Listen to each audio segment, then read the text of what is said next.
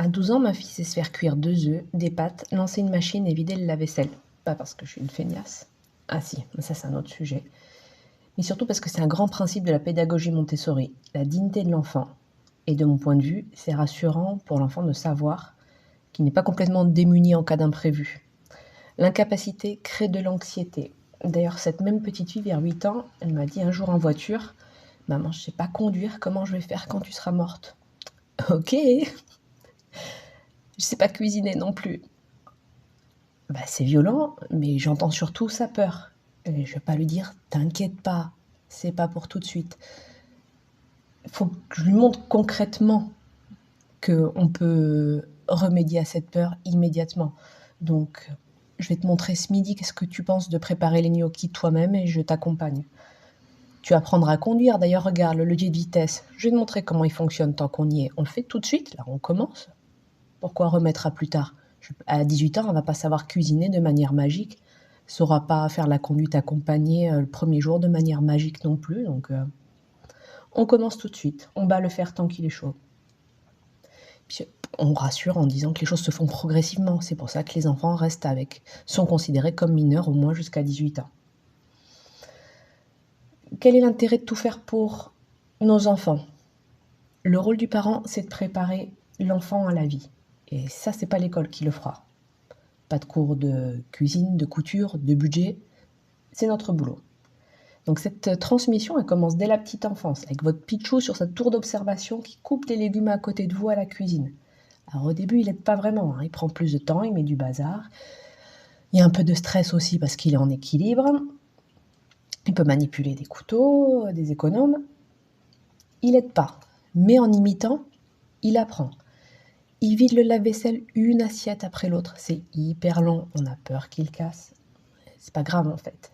Il gagne en confiance, il se sent utile, il fait partie de l'équipe, de la famille en fait. Bon, allez, s'il casse une assiette, ça vaut le coup pour sa confiance en lui. Et s'il casse, ce sera l'occasion d'apprendre en fait ce qu'on fait quand c'est cassé. Pelle, balayette, poubelle, aspirateur, c'est du matériel. Factuellement, ça se remplace. On va le faire tant qu'il est chaud. Un jour, cette patience paye en fait. Il va vraiment aider. Et ce qui facilite la vie, c'est quand l'enfant voit spontanément, c'est quand l'humain voit spontanément là où il peut aider. Fini de manger? On débarrasse, c'est évident. Personne n'a cette tâche dédiée ou naturellement en lui, en fait, de servir les autres. D'ailleurs, c'est efficace dans ces moments-là de penser à voix haute, exagérément. Nous avons fini de déjeuner, nous débarrassons ensemble, pour toute cette famille, que nous aimons nous sentir bien. Voilà, il n'y a pas de boniche. La nature humaine aime en faire le moins possible, donc il faut éduquer par l'exemple. Lorsque l'enfant est petit, penser à voix haute, en fait, ça devient sa petite voix intérieure. Donc, la voix du parent devient la petite voix intérieure de l'enfant pendant des années, des années. Donc, est-ce que vous préférez que ce soit une voix qui hurle sur l'enfant de débarrasser, l'ordre de débarrasser, ou une petite voix qui calmement va dire « Nous avons fini de déjeuner, débarrassons ». Bon. Le double effet qui se coule, ça sera un invité modèle lorsqu'il ira chez des amis. Alors, la famille, c'est la première société de l'enfant. C'est là qu'il va acquérir les premières valeurs. Donc, qu'est-ce qu'on va lui transmettre comme valeur? À nous de choisir. L'école donnera d'autres valeurs, ce sera un autre cadre, son club de sport également, et c'est comme ça qu'on répartit et qu'on partage l'autorité. Et c'est assez génial parce que c'est reposant en fait d'avoir ce village pour élever l'enfant.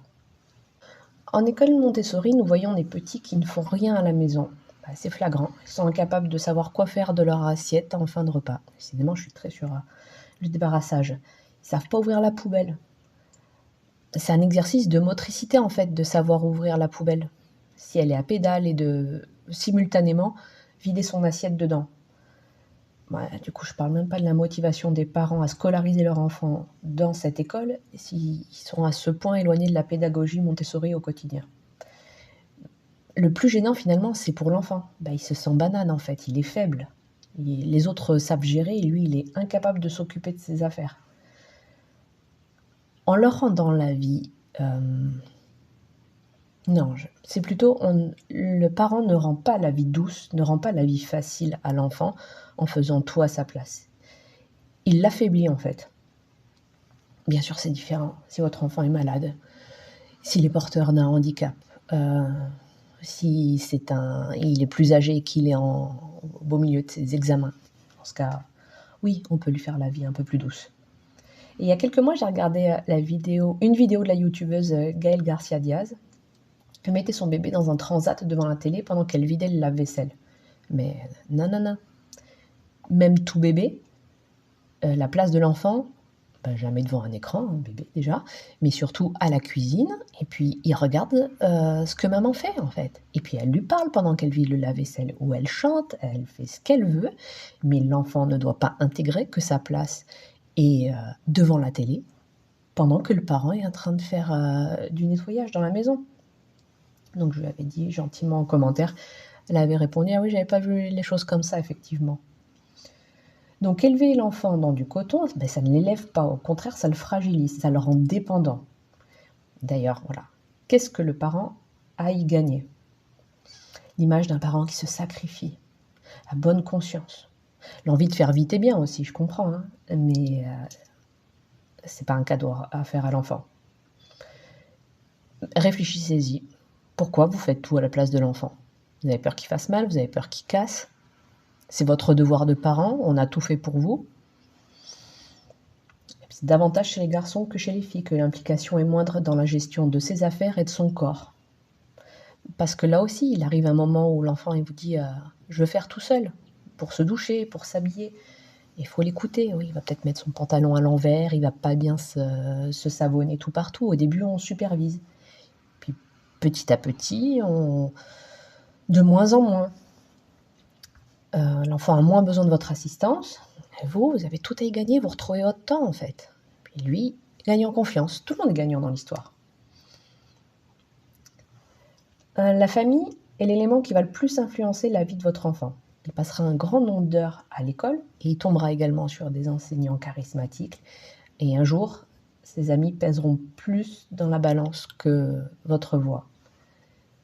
Mais c'est pas grave parce qu'avant d'intégrer ces groupes, en fait, il aura les valeurs que vous incarnez à la maison, ce que vous avez transmis. Différencier le bien et le mal, cela se vit. Dire voler c'est mal quand on est petit, soit.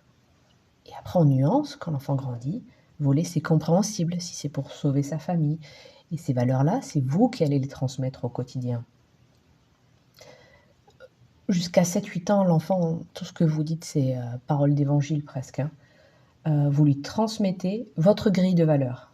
Et c'est ce qui lui permettra d'être autonome et de ne pas être un suiveur à l'école et dans ses groupes d'amis. Il aura sa grille de valeurs intégrée à la maison. Le sens du travail également, l'école ne peut pas le transmettre. C'est vous qui allez le faire à la maison.